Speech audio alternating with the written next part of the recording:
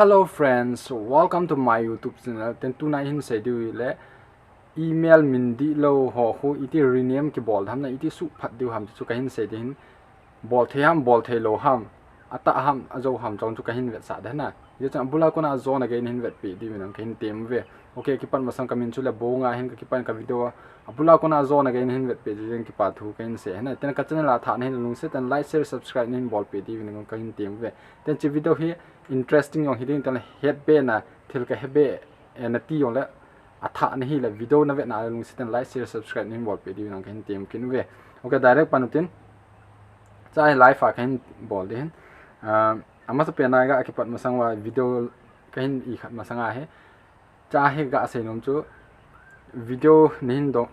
bangwa chu video elo la email hi change thei ham min ho hi change thei ham nin do mobin cha he ga se nom chu min wang hi change the hi poina min na su chu change the hi poi hi wa chu min di khat email na sim pa chu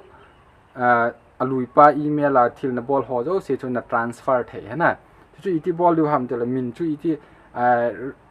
alui pa min di lo wa thil ho chu iti min di account tha na hon min di pa a chu iti na transfer ham chu ka hin sei din cha screen a hi live a ken bol de hin ama sa pena example hoya che du ham tile play store ai che du है ना play store ai lut du lut chai ten le cha hi ki balls chai khat min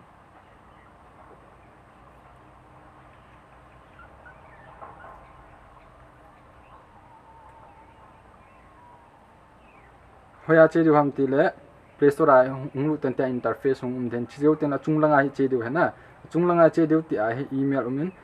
email hi chi adi lo pa a na koi de है ना chi email hi adi lo a na koi de ati adi khat na ki sem de है ना nang ne ki sem de hi ma chu la ya chi ma cha lo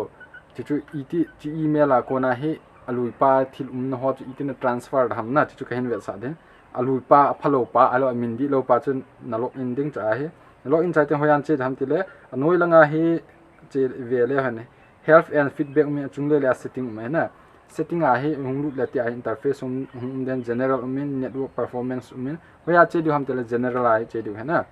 general a che chai ten ti a interface kin account and device performance a lu du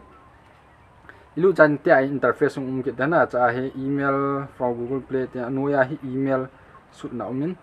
tla hi click du hana min di lo pa chu che min di lo pa chu log in hen chu min su di na di wa chu ip bol du ham tele la he min di lo pa chu ti a interface din ai wa chu min di pa ne ngai na min di pa chu account chu na nei ngai na nei chu cha hi na transfer ngai na transfer de bo min ki khel thei poi na min di khat na nei ngai hen ten cha i transfer bol du ham tele la example la cho hi adi di so ke ya hello hoi lai pen hi adi lo ham chi pa chu tua email tha pa chu na mi de na example la ka email tha pa chu bonga zote ki te number ho ki bang su ke na example la se tan chi zote ne save na mi de save na mi cha ten le cha hi verification chain tin verification to hoya chi dham ti le ne email a hung de na cha example la cha email a hungin cha hi alert king ki sunin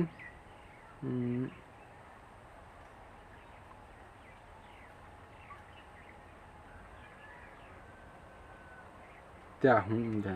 tan chi zo ten chen na account chu alui pa ko na tha pa min di pa chi ma jo se transfer de ta na automatic chi chu hin bula ko na zone again hin vet pen ki pa thu ken se na ten cha he thil khat ka hebe en ti la atha ni la video ve ni la lung se ten like share subscribe ni bol pe din hin tim ve 1 10k gang chen in hit sa di win loi la gol hong ken tim kin ve ka ki pa